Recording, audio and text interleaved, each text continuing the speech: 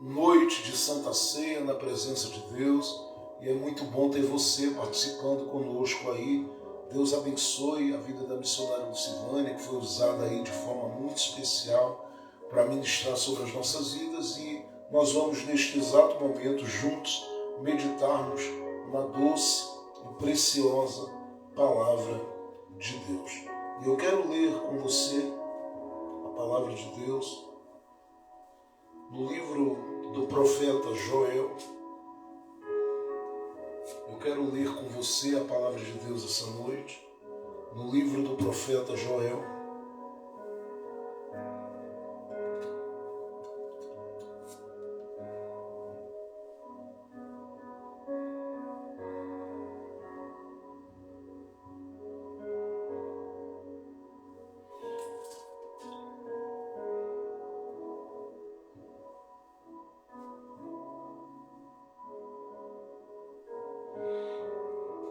Livro do profeta Joel.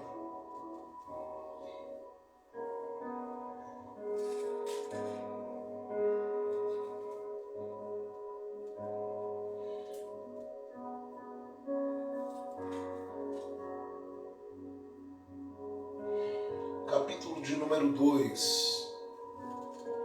Livro do profeta Joel. No capítulo de número 2. É um texto que eu gosto muito de compartilhar com alguns irmãos e irmãs, e em destaque sempre colocando um versículo específico desse capítulo de número 2, que inclusive nós vamos ler este versículo também dentro do texto que nós vamos estar lendo a partir desse momento. Joel, capítulo de número 2, nós vamos ler a palavra de Deus. Nós vamos ler a palavra de Deus a partir do verso de número 18, diz assim, e mais alguns versículos. Nós vamos ler aí a partir do verso 18 e vamos até o verso de número 27. Claro que eu vou dar um salto aqui em 2 ou 3 versículos, tá bom? É só uma linguagem mais popular que eu uso aqui para você se situar. Joel capítulo 2, a partir do verso 18, diz: Então o Senhor mostrou o seu grande amor para com a sua terra, e teve pena do seu povo, ou misericórdia do seu povo. E respondeu: Agora vou lhes dar cereais, vinho e azeite. Assim vocês comerão e ficarão satisfeitos. Nunca mais deixarei que os outros povos zombem de vocês. Enxortarei para longe de vocês a praga de gafanhotos que vem do norte, e os jogarei no deserto. Os gafanhotos que vêm na frente serão jogados no mar morto, e os que vêm atrás cairão no mar Mediterrâneo. Os gafanhotos mortos aos montões vão apodrecer e cheirar mal. Eu vou fazer grandes coisas. Alegrem-se, ó campos, e não tenham medo, pois eu, o Senhor, fiz grandes coisas. Eu, o Senhor, fiz grandes coisas. Veja o verso de número 23 e diante. Alegrem-se, moradores de Jerusalém, pois eu, Senhor, o Deus de vocês, fiz grandes coisas. Eu lhes dei chuvas no tempo certo, as do outono e as da primavera, muita chuva, como no passado. A colheita de trigo será boa, e haverá muito vinho e muito azeite. Devolverei tudo o que vocês perderam, quando eu mandei as enormes nuvens de gafanhotos, que como exércitos destruíram as colheitas. Vocês terão comida até não querer mais, e louvarão o Senhor, o seu Deus, que derramou tantas bênçãos sobre vocês. E o meu povo nunca mais será humilhado. Vocês ficarão sabendo que eu estou com vocês, sabendo que eu, Senhor, sou o seu Deus, e que não há nenhum outro Deus, e o meu povo nunca mais será humilhado. O meu povo nunca mais será humilhado. A mensagem entregue pelo profeta Joel, ela está dividida nos 3 capítulos em 3 pontos. O primeiro, no capítulo 1, uma chamada ao despertamento para se enxergar uma realidade que se está vivendo e que possivelmente se viveria com maior profundidade e maior intensidade. A segunda, uma mensagem não só de despertamento, mas a segunda era uma mensagem de esperança. Uma mensagem de esperança com base nas ações de Deus neste tempo e com base nas ações prometidas por Deus, que Ele haveria de manifestar em tempo hábil, em tempo oportuno, em tempo determinado. A terceira mensagem no livro de Joel, que está ligada à primeira e à segunda, é uma mensagem de uma cobrança de Deus em um tempo determinado, onde Ele manifestará, ou viria a manifestar neste tempo específico, sim, sobre as nações do mundo, sobre a terra, o seu juízo. Em outras palavras, Joel começa no capítulo 1 com o despertamento, descrevendo a realidade da terra, dos corações e das pessoas que estão vivendo um tempo, nós diríamos, de desconexão do plano de Deus. A segunda mensagem de esperança, e que falava de um tempo que Deus traria sobre o seu povo a manifestação das suas promessas, e suas ações neste tempo seriam ações grandiosas, poderosas, mas não parariam neste tempo. Ele diz que para tempos depois daquele tempo, para anos e anos e anos depois, ou por anos e anos e anos depois, ele continuaria agindo, trabalhando, e a expressão que aparece em destaque no capítulo 2 é que ele viria a fazer grandes coisas. Até que, depois de tudo isso se revelar, ele mostraria de forma paralela aos que rejeitassem a oportunidade dessa ação e resistissem à oportunidade desta ação, o juízo dele. O juízo descrito a partir do final do capítulo de número 2 e durante todo o capítulo 3, é um juízo que nós temos inclusive observado muito sobre ele, estudando o livro do Apocalipse como nós estamos estudando. Mas eu não quero aqui me ater ao livro por completo, até porque pouco se sabe sobre Joel, pouco se tem de informação sobre ele. O que se sabe é que ele profetiza ao rei do sul, ele profetiza ao povo de Judá, e uma vez que ele vai profetizar, nós não temos aí uma informação tão concreta, em que tempo, em que data, em que período Joel ele aparece profetizando.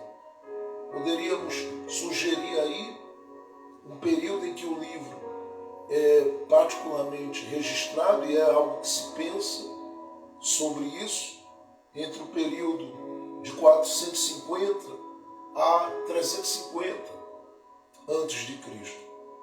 E isso se pensa que acontece esse registro durante o período em que a Pérsia estava nesse período dominando a terra de Israel. Bom, Joel, ele faz questão, ainda que não temos muitas informações sobre ele, de deixar claro que Deus o levantou para esse despertamento e para o anúncio de um juízo. Mas o que me faz parar no livro de Joel esta noite de Santa Ceia é que entre uma chamada para um despertamento e para se acordar para uma realidade, e entre o anúncio que assusta e que deve causar temor e tremor nos corações de um juízo, há uma palavra de bênção, há uma palavra de esperança. E esta palavra de esperança é uma palavra proferida pelo Deus que levantou Joel para convocar o povo para o despertamento e para se posicionar diante dele. É uma palavra que procede também da boca do Deus que vai executar juízo no futuro, mas que nesse capítulo de número 2 faz questão de revelar que o seu grande interesse no homem, na mulher, no território de Judá, na vida do seu povo, é de fazer com que este povo levantem-se para viverem duas coisas extraordinárias. A primeira, se levantarem para serem referência neste tempo em que Deus está anunciando que haverá da parte dele uma ação extraordinária. Segundo, ele quer que esse povo seja testemunha, a partir da manifestação da gratidão do seu coração, de que ele é um Deus, que mesmo o chamando para despertar e anunciando o juízo, ele é um Deus que dá oportunidade para aqueles que querem reconstruir a sua relação com ele e nesse processo de reconstrução viverem da parte dele uma experiência poderosa com a sua ação, ao ponto dele fazer com que esses corações que se abrirem para viverem essa relação com ele, eles venham desfrutar de algo muito profundo a partir dessa experiência. Algo que o próprio Deus chama de grande. Algo que ele anuncia ser algo grande que ele fará. Algo que ele faz questão de dizer que será algo especial, que será algo profundo, que será algo glorioso. E é algo que vai atingir, segundo o que o Senhor fala, tanto o campo, o solo, a terra, como o indivíduo. E atingirá o indivíduo como o solo, como a terra. De modo que o que Deus está dizendo é: se o coração de vocês se abrirem para essa experiência preciosa, se o coração de vocês se abrirem para essa experiência gloriosa, se o coração de vocês se abrirem para essa experiência profunda, se o coração de vocês se abrirem para essa experiência de recomeço, de reconstrução, de reconexão, de renovação, de entrega, de inclinação, de busca da face, da presença de Deus, o Senhor diz: eu darei a vocês a oportunidade de mudarem de vida de uma forma tremenda, de modo que eu vou abençoar vocês e vou abençoar o lugar onde vocês pisam. Abençoarei o lugar onde vocês semeiam, abençoarei aqueles que são alvo do clamor de vocês. E ele vai dizer o porquê. Ele quer que essa reconexão, essa renovação, essa busca, esse despertamento, esta entrega aconteça. Porque ele já mostra em Joel que ele não está satisfeito com o que vê. Vou repetir. Ele está propondo essa volta, essa reconexão. esse despertamento, esse aceitar esse chamamento e esse chamado, porque ele não está gostando do que vê. No capítulo 1 de Joel, por exemplo, ele convida o povo, assim como os seus sacerdotes, a se posicionarem. E não somente eles, mas ele convida a toda a sociedade da sua época, a toda a sociedade de Judá, a todo o povo de Judá para um despertamento. Ele começa pelos velhos e vai discorrendo pelos filhos, parentes, enfim. Ele apresenta aqueles que estão comprometidos com outras coisas e chama-os ao despertamento. Mas de tudo que ele faz aqui, ele diz: eu não estou gostando do que eu vejo. E eu convido os meus. E quem eram os deles aqui? Aqui, os dele, não tem a ver só com o rei, porque ele também dava e deu oportunidade a homens para reinar. Aqui não tem a ver apenas com o profeta Joel, que é o seu arauto, o seu porta-voz, o seu canal, o seu instrumento neste tempo.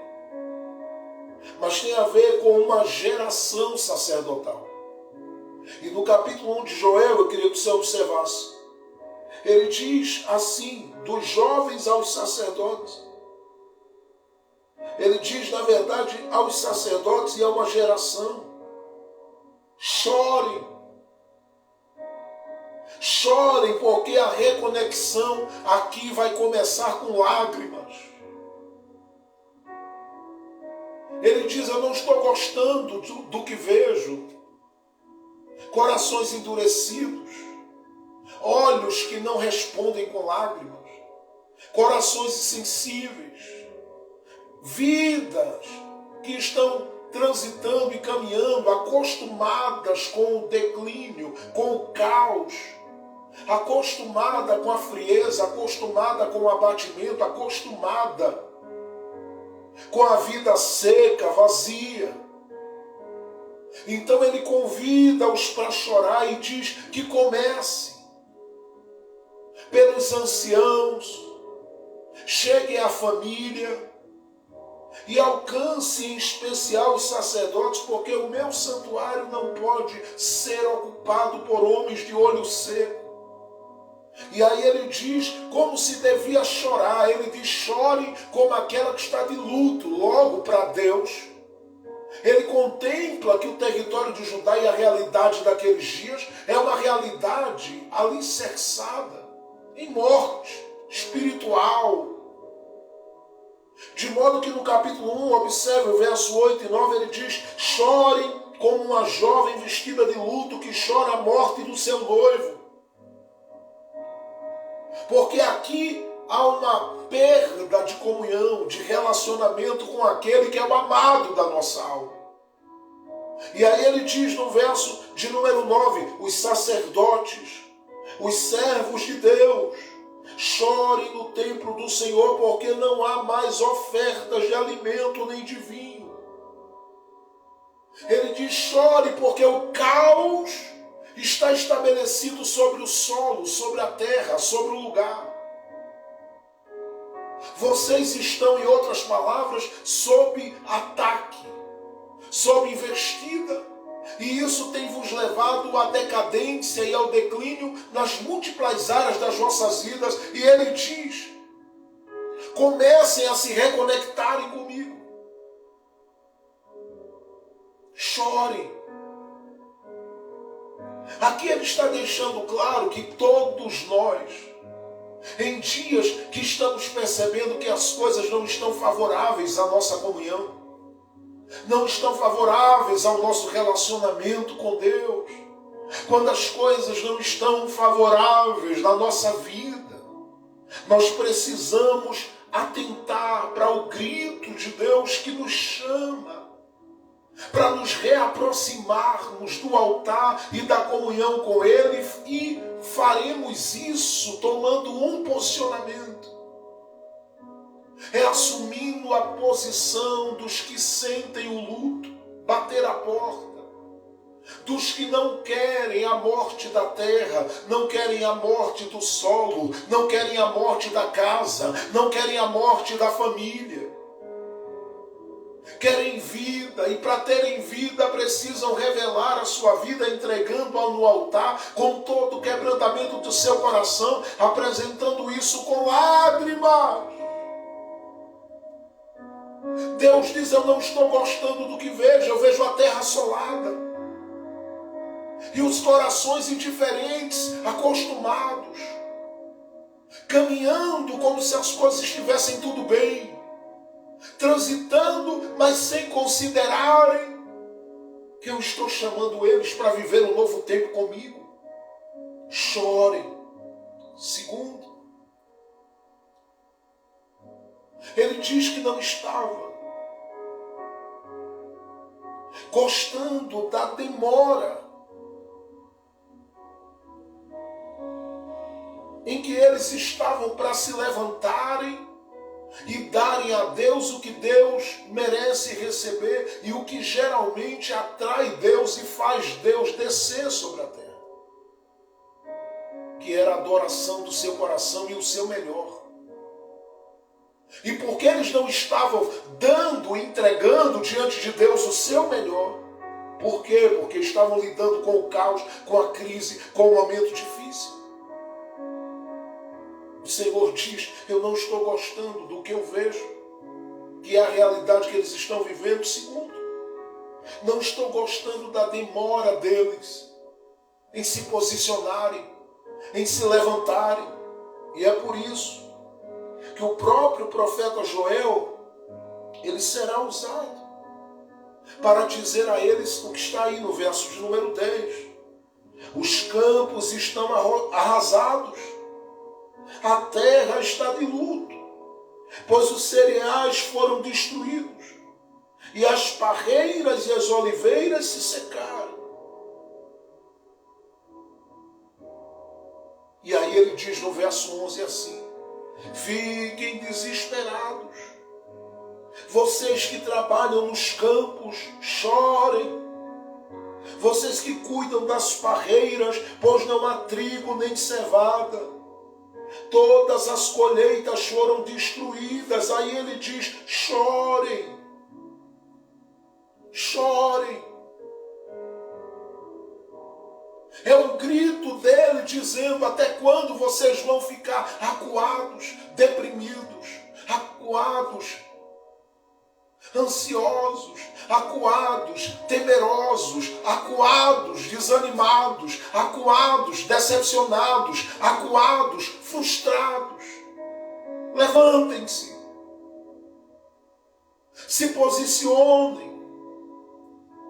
E como eu disse a princípio, ele chama os velhos, os jovens, as famílias, as casas. O verso 13 ele torna a dizer: eu quero os sacerdotes chorando. Ele chama os homens do altar. É um convite à igreja e à família para se levantarem e responderem a esse momento de crise com suas lágrimas diante de Deus. Ele está dizendo: eu não estou gostando de ver vocês aí quietos, acuados. Se desesperem, se levantem, se ergam. É por isso que no capítulo 2 de Joel,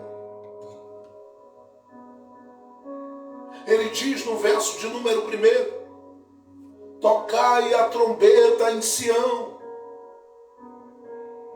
dei um grito de alarme no monte de Deus, trema de medo o povo de Judá,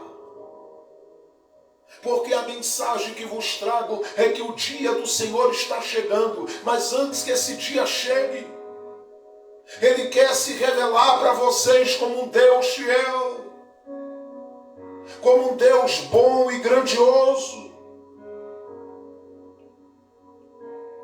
E Ele já está pronto para se manifestar.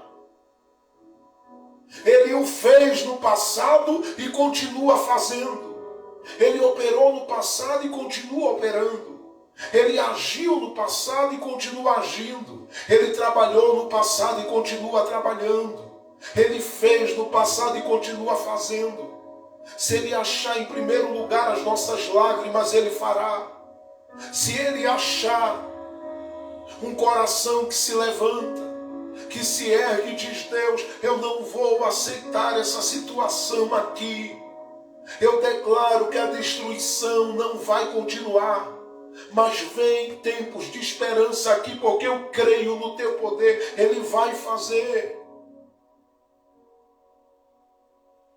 Terceiro,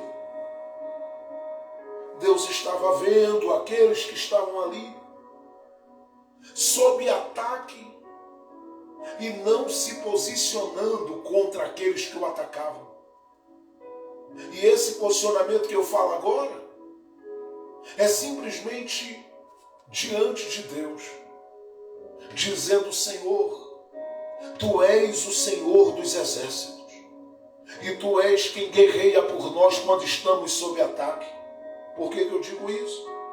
Porque o próprio Deus fala de um ataque violento contra ele. E esse ataque é descrito como um ataque das trevas. É um ataque que traz destruição sobre o solo. É um ataque que não permite a semente vingar, a terra vingar e produzir. É um ataque que não permite que a terra responda à altura do que Deus estabeleceu. E o Senhor precisa alertar e dizer: vem juízo sobre a terra. Quando vocês vão se levantar? Quando vocês vão atentar para o poder que Ele tem? Para a autoridade que Ele tem? Para o domínio que Ele tem? Até quando você deixará a casa, a família, o lugar sendo atingido por este ataque? Ele está dizendo: levantem-se. É hora de tocar trombetas e reagir ao ataque dos gafanhotos, porque há aqueles que estão vindo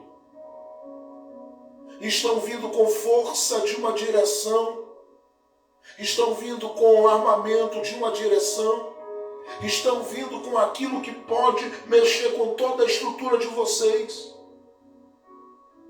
Estão vindo com aquilo que pode desconstruir a vida familiar de vocês, mas não vai. Não vai, porque o Senhor está vos chamando para um tempo de intimidade, para um tempo de profundo relacionamento, para um tempo de receber de Deus mais daquilo que Ele tem para dar. E é por isso que no capítulo de número 2, Ele diz, no capítulo de número 2, verso de número 10, que eles, claro que apontando para um tempo específico, mas lendo o momento que eles estão vivendo, ele diz: avançam sem parar, a terra treme, o céu estremece, o sol e a lua se escurecem, as estrelas deixam de brilhar. Ele diz: isto é o que vem, está vindo. Vocês vão ficar quietos ou vão se levantar? Olha o que ele anuncia no verso 11. À frente do seu exército, o Senhor dá ordens em alta voz. O exército é enorme e os soldados são valentes. E aí ele diz assim: como é terrível o dia do Senhor. Ele diz: vocês vão ficar aí quietos esperando? Se vocês já estão lidando com uma terra destruída, e isso está levando a vida espiritual de vocês a ser uma vida seca e rasa, ou vocês vão começar a responder à altura do que eu estou propondo? E o que é que o Senhor está propondo? Que vocês atentem para o que eu quero fazer neste tempo. E o que o Senhor quer fazer? Primeiro, Ele quer conscientizá-los de que em dias de destruição,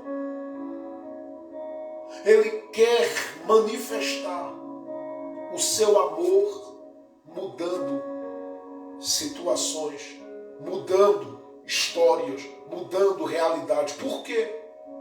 Porque neste capítulo 2, o Deus que fala de juízo, no capítulo 3, o Deus que fala de juízo é o Deus que está aqui,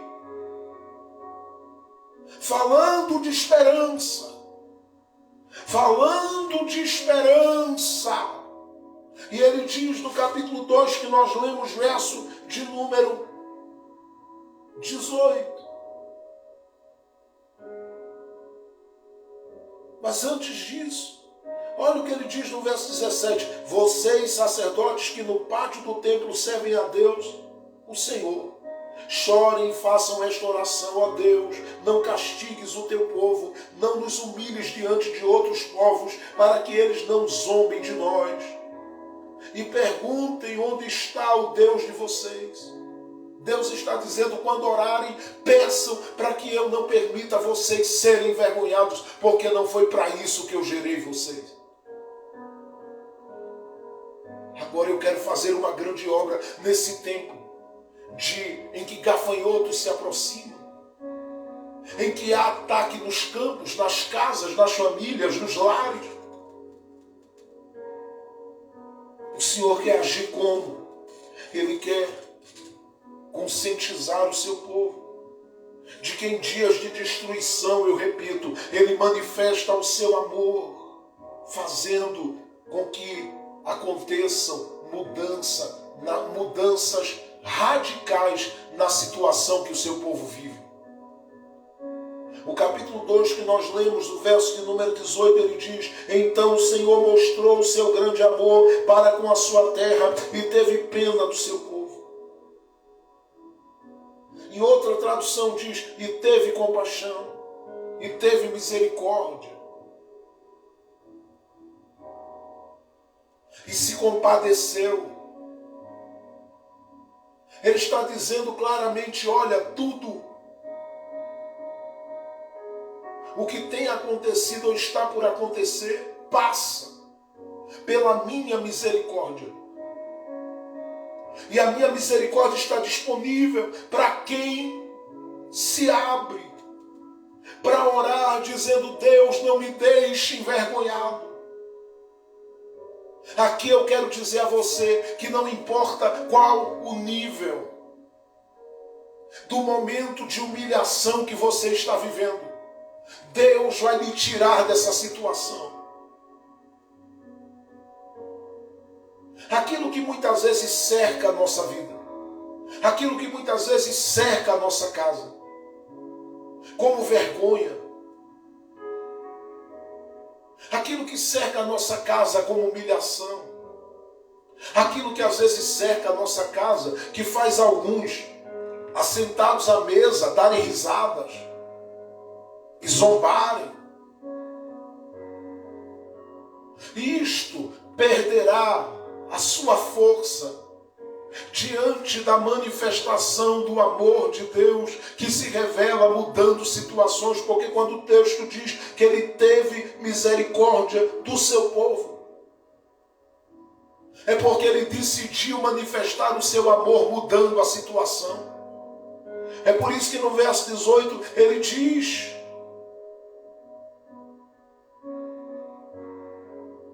e mostrou o seu amor para com a sua terra e teve pena do seu povo. É Deus abençoando o povo de novo.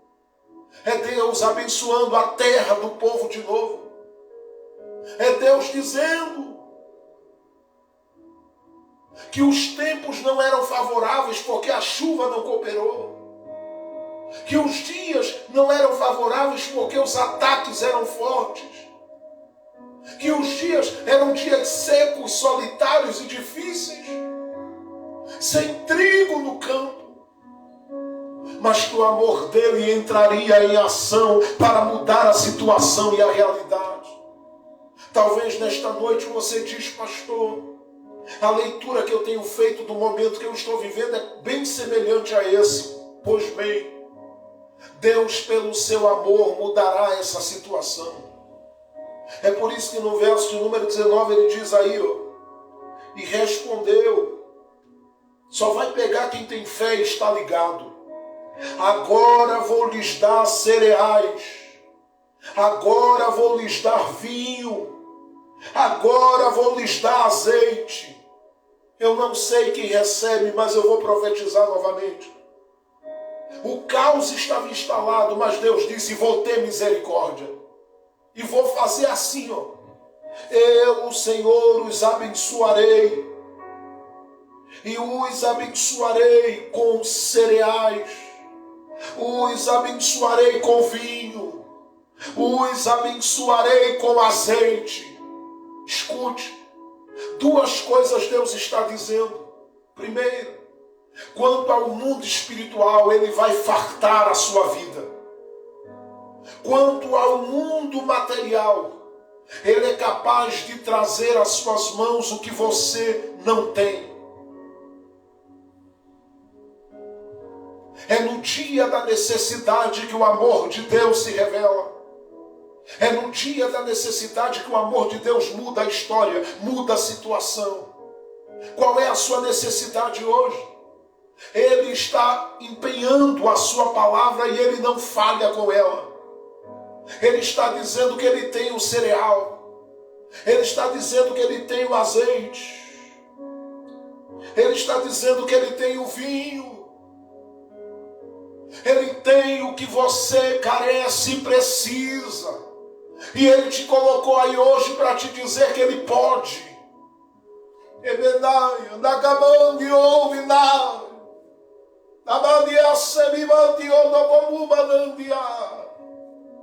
Ele te colocou hoje aí para te dizer que Ele pode.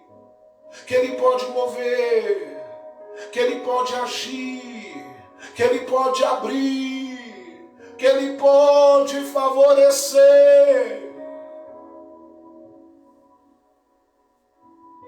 Ele pode trazer às suas mãos o que falta. É por isso que nós vamos passar essa semana de gratidão, só glorificando a Deus, adorando e agradecendo, porque sabemos que o Deus que nós servimos não é um Deus que brinca com a nossa fé. Quando a gente chora, e Ele convidou para chorar porque Ele sabia que teria misericórdia e faria o seu povo sorrir. Eu não sei quem crê, mas Deus vai abençoar a tua casa de novo. Deus vai abençoar a tua família de novo. Deus vai abençoar a tua parentela de novo.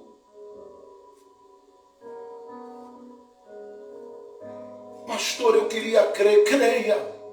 Pastor, mas está tão difícil. É justamente por isso que eu estou lhe dizendo que Ele vai fazer. Porque Ele vai manifestar o amor dEle para mudar essa situação. Paulo diz em Romanos capítulo de número 5, verso 1 a 4, que o tempo da tribulação produz alguma coisa boa. E ao produzir, Ele revela em nós uma paciência que é gerada por uma ação do Espírito Santo, porque Ele diz que o amor de Deus está derramado sobre nós. É o amor de Deus em nós operando, fazendo com que mudanças aconteçam. Aonde era para haver inquietude, perturbação, falta de sono, a tranquilidade e descanso, a paz e confiança e dependência, porque o Deus da igreja, Ele é o Deus que manifesta o seu amor. Em segundo lugar, Deus queria agir.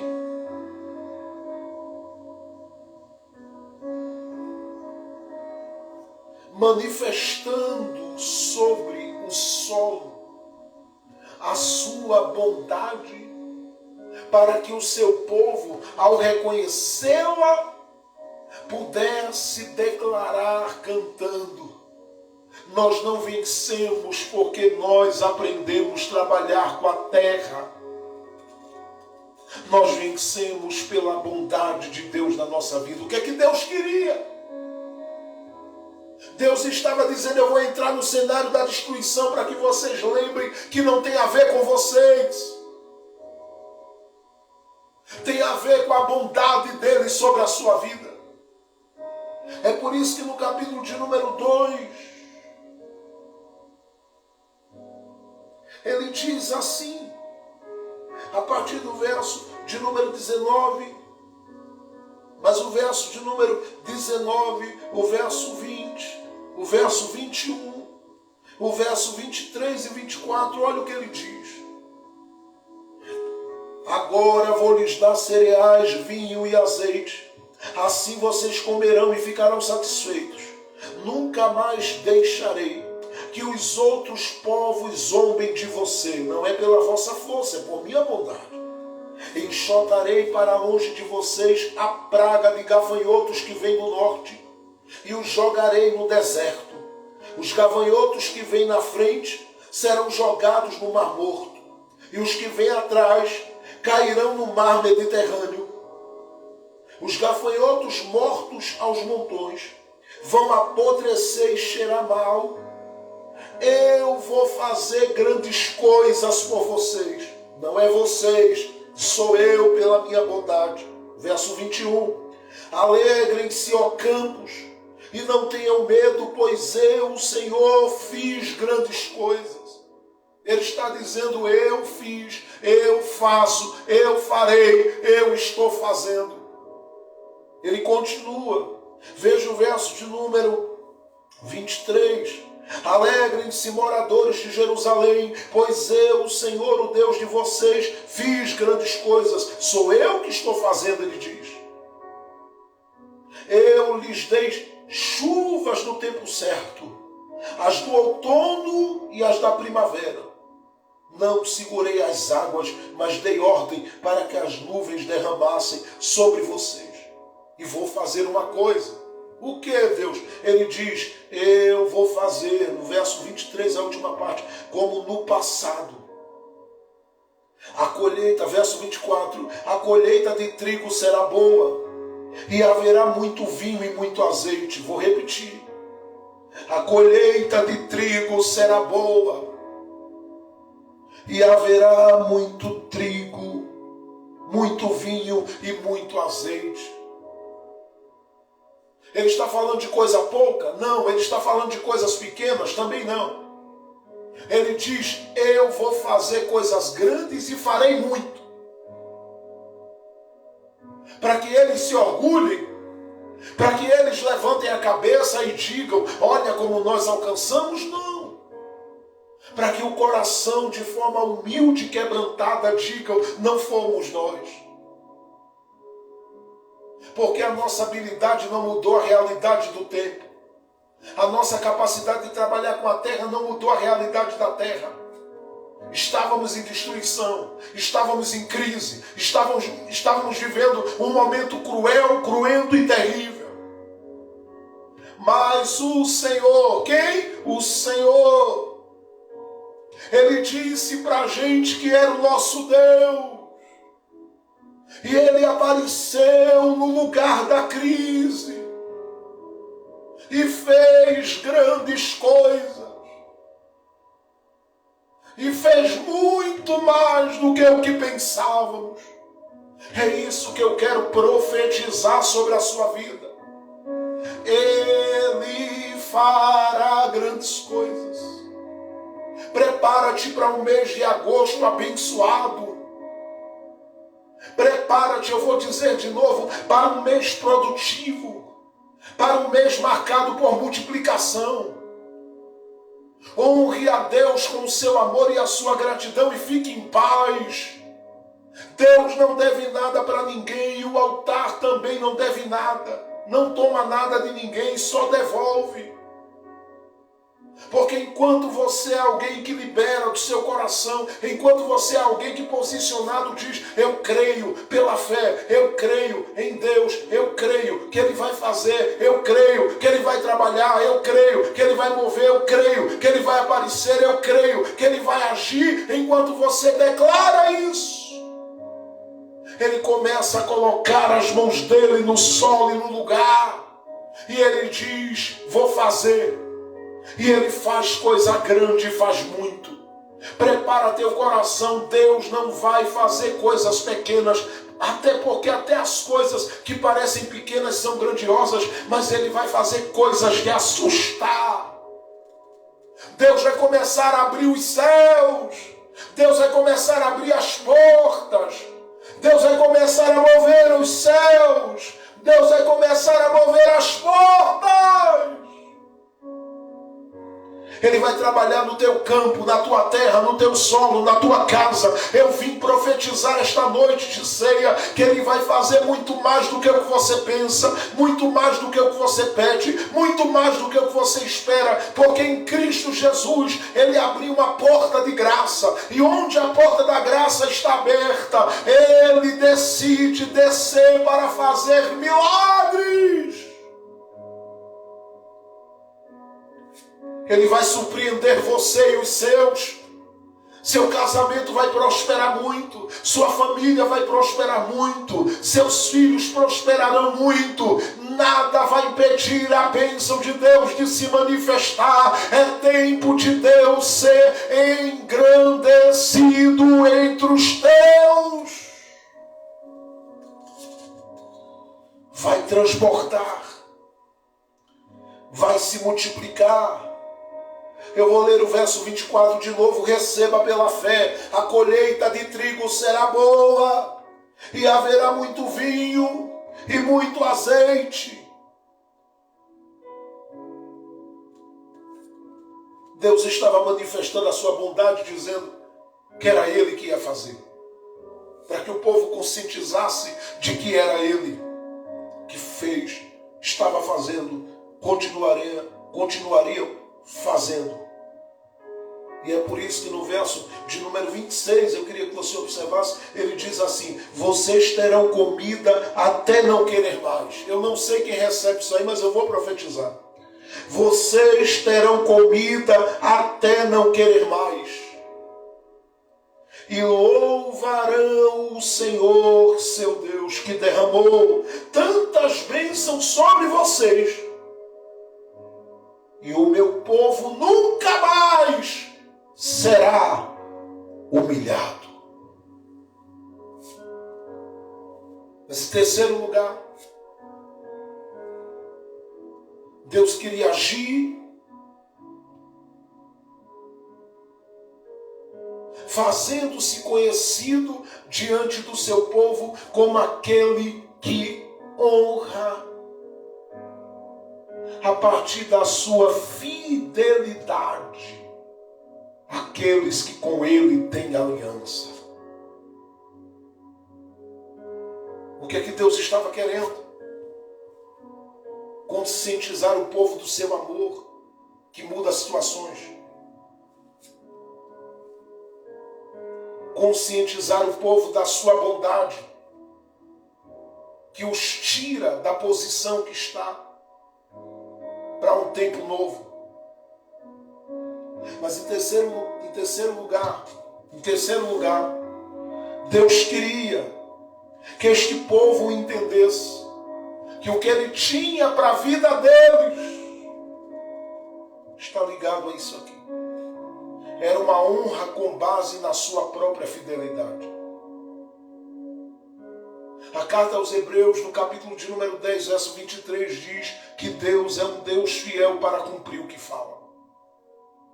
Deuteronômio, capítulo 7, verso 9, diz que o seu povo conheceria que Ele é um Deus fiel. E Deus não quebra em nada suas alianças e a sua fidelidade. Logo, a fidelidade de Deus é garantia de honra para os que o temem. É por isso que no verso de número 27, nós encerramos, ele diz aí: vocês ficarão sabendo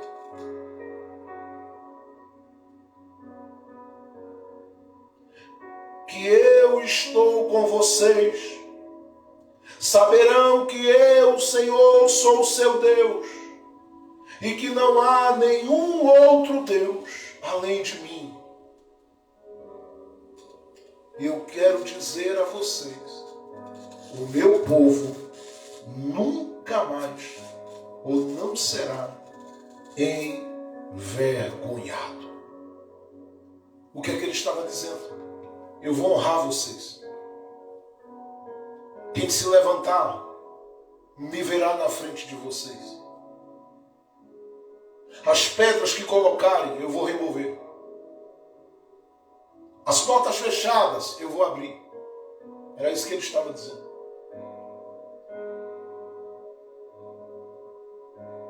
Aonde houvesse um impedimento e uma resistência para vocês não passarem, ele compraria a briga e diria: saia do caminho. Aplanaria o caminho e diria para você: avança. Ele é o Deus que diz para você que não te deixará envergonhado. Vou repetir. Ele é o Deus que diz para mim e para você que não nos deixará envergonhado. Aqui ele diz duas coisas importantes. A primeira, ele fala de duas coisas aqui. Traz-nos 2 pontos ao coração. Primeiro, ele diz que nós alcançaríamos um conhecimento da sua fidelidade. Ele diz: vocês saberão que eu estou com vocês. Segundo, nós teríamos conhecimento do seu poder. Porque ele diz que o seu povo jamais seria envergonhado. Ele não diz que faltaria quem quisesse envergonhá-los. Não. Ele diz que era o poder dele manifesto, impedindo que qualquer um que se levantasse prevalecesse contra o seu povo. E é por isso que ele diz: eu sei que vem uns gafanhotos por aí, mas eu vou afugentar os gafanhotos. Ele diz: um eu vou derrubar de um lado, outro de outro. Lembra do Salmo 91, que diz: 1000 cairão ao teu lado, 10.000 à tua direita, mas não serás atingido. Ele é o Deus que sabe muito bem guardar e cuidar do seu povo e fazer o seu povo prevalecer aonde pisa, aonde chega, aonde entra. É Ele quem pode e vai dar expansividade à sua mente, largueza à sua mente, elasticidade à sua mente. É Ele quem vai abrir a tua visão e ampliar a tua visão. É Ele quem vai confirmar os teus passos. É Ele quem vai te abençoar sobre a terra. Hoje é o dia que Ele marcou para falar ao teu coração e te dizer que Ele vai fazer mais do que você imagina. Porque Ele vai te guardar e te preservar, e ninguém conseguirá te envergonhar diante dEle.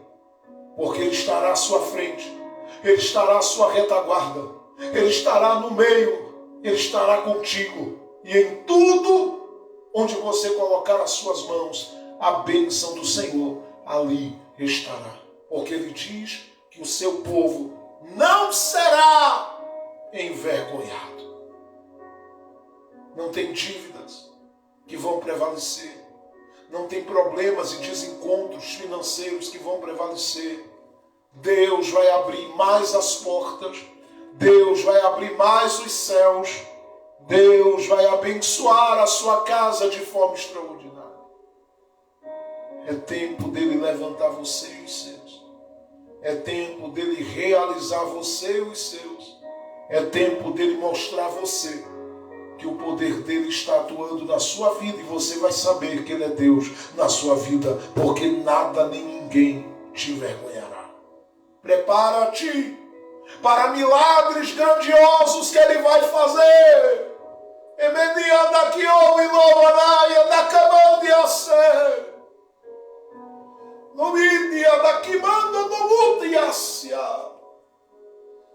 É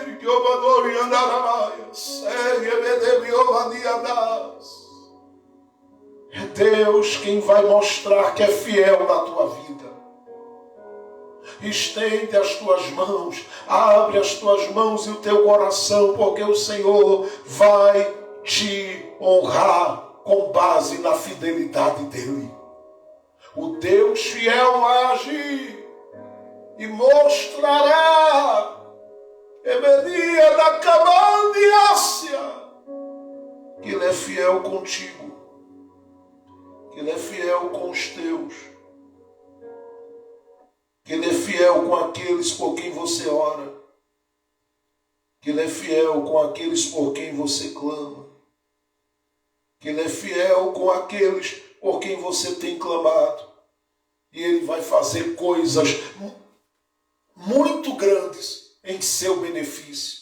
Eu não sei se você consegue crer nesta palavra, mas é uma palavra de Deus para a sua vida neste tempo, e Ele lhe convida a confiar, Ele lhe convida a depender, Ele convida você a crer que Ele é capaz de fazer muito mais do que o que você pensa, muito mais do que o que você pede, muito mais do que aquilo que você está clamando neste dia. Nós vamos nesse momento.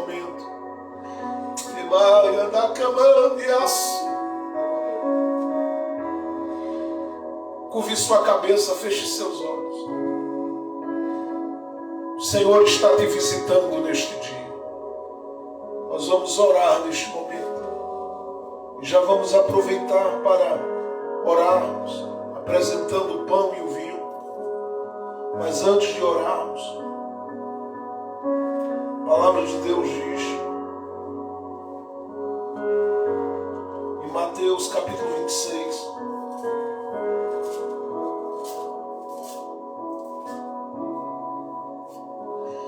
no verso de número 26 em diante, enquanto estavam comendo, Jesus pegou o pão e deu graças a Deus. Depois partiu o pão e o deu aos discípulos, dizendo: peguem, comam, isto é o meu corpo. Em seguida, pegou o cálice de vinho e agradeceu a Deus. Depois passou o cálice aos discípulos, dizendo: bebam todos vocês, porque isto é o meu sangue que é derramado em favor de muitos para o perdão dos pecados. O sangue que garante a aliança feita por Deus com o seu povo. Eu afirmo a vocês que nunca mais beberei deste vinho, até o dia em que beber com vocês um vinho novo no reino do meu Pai. Então eles cantaram canções de louvor e foram para o Monte das Oliveiras. Nós vamos orar nesse momento pelos elementos, apresentando pão, apresentando vinho. E eu creio que enquanto estivermos nesse momento, vivenciando esse tempo precioso de ceia, Deus vai mostrar a você que você não será envergonhado. Ele vai conceder vitória ao seu coração. Onde quer que você esteja, se você é batizado nas águas, se você é alguém que tem desfrutado da mesa do Senhor junto conosco, você pode viver esse momento com muita alegria no seu coração. Você pode viver esse momento com muita alegria no seu coração, junto com o nosso coração pastoral, junto com a nossa família pastoral. Vamos orar no nome de Jesus. Querido Deus e Pai de nosso Senhor e Salvador Jesus Cristo, nesta noite de ceia nós estamos na Tua presença, agradecendo-te por Tua fidelidade e bondade, por Teu amor e graça que tem nos alcançado. Obrigado por tudo e todas as coisas que o Senhor fez e está fazendo, continua fazendo nas nossas vidas, muito mais do que pedimos, muito mais do que pensamos, porque é isto que no Teu Filho Jesus nos foi revelado, a abundância da graça, a abundância do Teu amor, a abundância do Teu poder, pela ação do Teu Espírito Santo. Nesse momento que nós ouvimos a Tua palavra, o nosso coração está cheio de fé e de esperança. E nós nos apropriamos da Tua palavra sobre a nossa vida.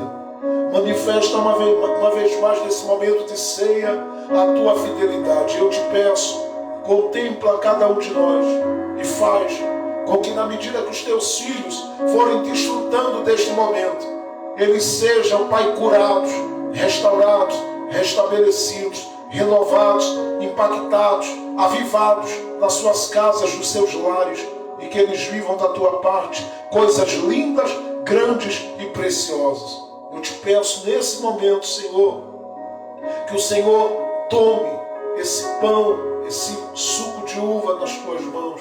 Sim, não é uma transubstanciação, mas cremos que o Senhor Jesus está bem presente aqui no nosso meio. E eu creio piamente, profundamente, que Ele pode curar pessoas nesse momento.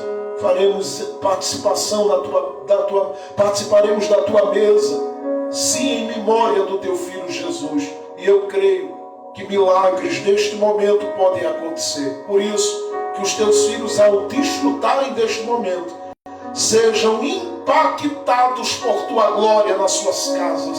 Que esta mesma unção que está derramada aqui, que esta mesma presença do céu que está derramada aqui, ela se manifeste aonde eles estão, e a tua glória de Deus os envolva de forma maravilhosa. É o que eu te peço. Já te agradeço, no nome de Cristo Jesus, para a glória de Jesus. Amém, amém e amém. Hoje nós vamos fazer de forma muito prática. Onde você estiver, tome o pão na mão, por favor. Onde você estiver, tome o pão nas mãos.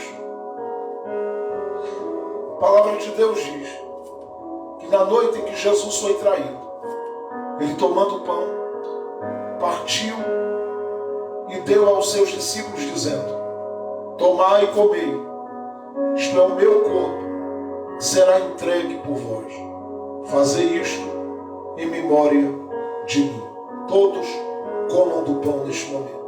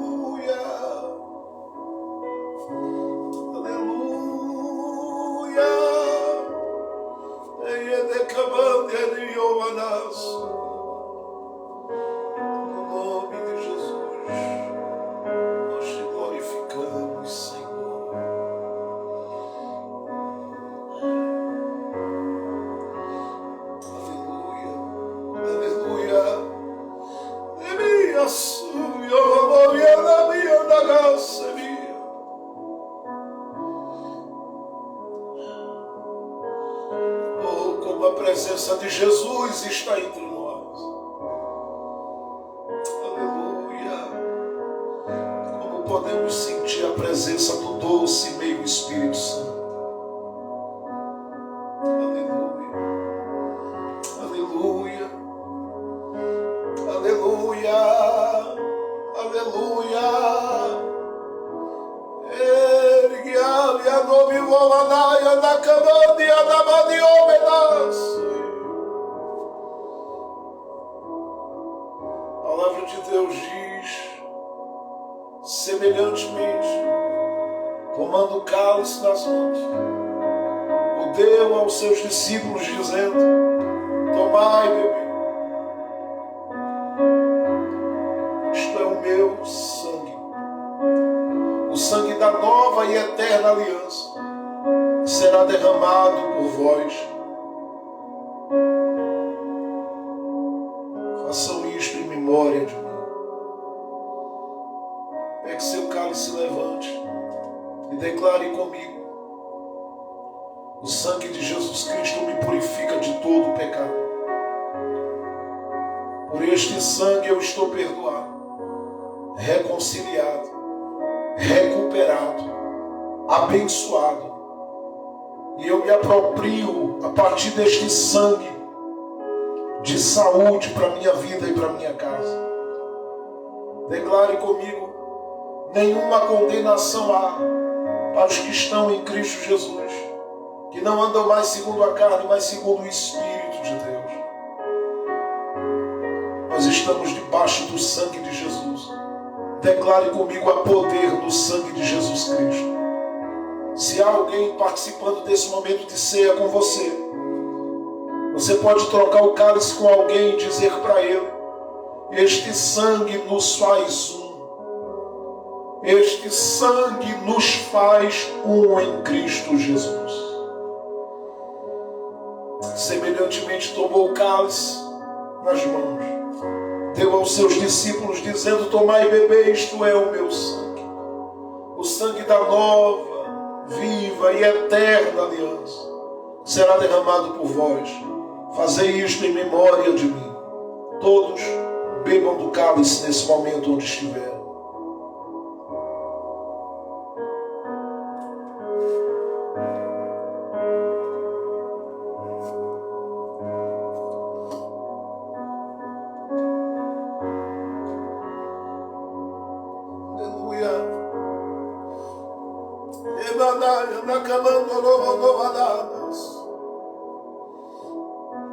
Bendito é o nome de Jesus.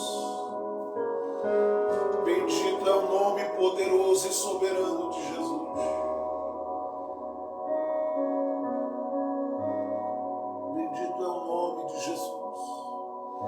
Aleluia. Aleluia. Aleluia. Aleluia. Aleluia. Aleluia. Sério, da gamada que anda, mandou a semimanudia. E diara daqui mandou uma da lata e a mandandia semi.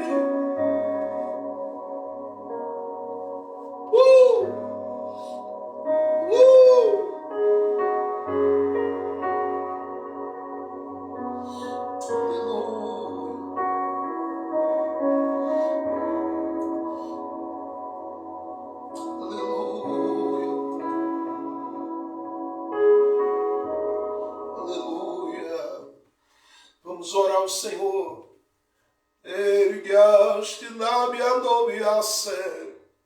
Vamos orar ao Senhor agradecendo a Ele por essa noite de ceia na sua presença. Querido Deus e eterno Pai, nós queremos agradecer-te pela tua fidelidade e bondade. Continua, Senhor, trabalhando em nosso favor. Obrigado por mais essa vitória de um mês vencido na tua presença. Continua conosco, nos ajudando, direcionando, instruindo, fortalecendo e abençoando os nossos corações. Aonde houver um homem ou uma mulher com o coração aberto, ligado ao teu trono de graça, faça coisas grandes por ele e por ela. Dá a eles ainda, Senhor, nesta semana, grandes e poderosas vitórias. Ah, Senhor, toma a frente e guarda as nossas mentes e os corações durante essa semana da gratidão, de modo que nenhuma seta, nenhuma investida prevaleça, que reine a paz nos lares, nas casas, e que a tua bênção seja derramada sobre os negócios, sobre o ambiente de trabalho e onde os teus filhos pisarem os pés, que a tua bênção e as tuas vitórias estejam liberadas sobre eles ali. Eu te agradeço por tudo que o Senhor nos permitiu viver. Obrigado pela vida da missionária Lucivânia, obrigado pelo Brian, pela Laura, pela missionária Fátima Costa e pela vida de todos os nossos familiares. Continua guardando as nossas vidas e cuidando de nós. Continua trabalhando nas nossas vidas e agindo por nós. Nós somos totalmente dependentes de Ti, Senhor. Por isso, te agradecemos por tudo que tens feito e que vais fazer. Nós cremos em coisas grandes da Tua parte. Por isso, nos apropriamos pela Tua fidelidade das nossas vitórias. O Teu povo não será envergonhado. Tu vais honrar o Teu nome nas nossas vidas. Faz grandes milagres para a Tua glória e o Teu louvor, no nome de Cristo Jesus. Amém, amém, amém e amém.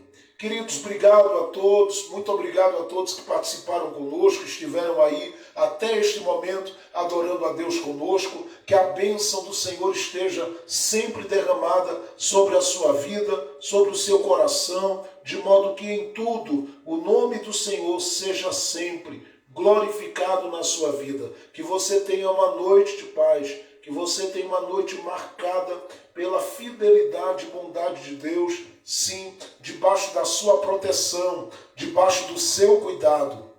A você que ama o nosso ministério, que nos acolheu no coração, sinta-se amado por nós e lembre-se, não desista de você, porque nós não vamos desistir. Que o amor de Deus, a graça de nosso Senhor e Salvador Jesus Cristo, a doce consolação do Divino Espírito Santo de Deus, seja com todos nós hoje, agora e para todos sempre. Amém, amém e amém. Amanhã você não vai acordar para mais notícias, mas para boas notícias de vitória, porque maior é quem está contigo. Um beijo no coração e na alma e lembre-se, você não está sozinho. Deus te abençoe. A paz do Senhor Jesus!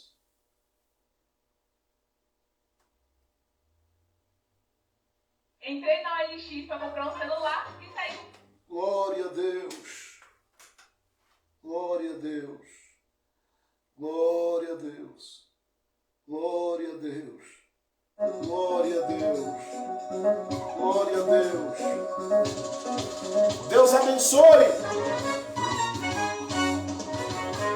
Deus de promessas, tu és Deus de milagres, meu Deus. Oh, meu Deus. Oh, meu Deus. Deus de promessas, tu és Deus de milagres, meu Deus. Oh,